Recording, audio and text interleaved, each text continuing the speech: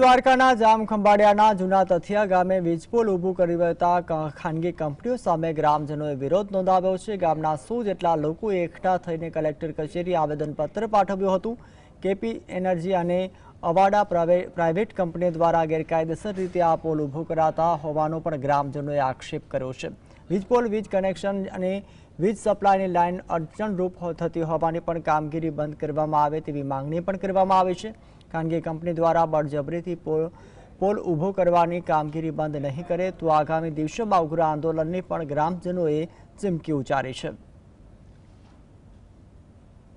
आज ऊर्जाની કંપનીઓ અને કોન્ટ્રાક્ટરો લાઈનો અમારા ગામ ઉપર 10 લાઈનો પસાર થઈ ગયું છે। હજી બીજી ચાલુ છે 3 લાઈનો ને બીજી સર્વે કરે છે। તો અમારી ઉપર જ આટલું કેમ આ જોખમ? અમારે લાઈનો એક જ હોતી નથી, એ ગમે ત્યાં બીજે સ્ટીપ કરે।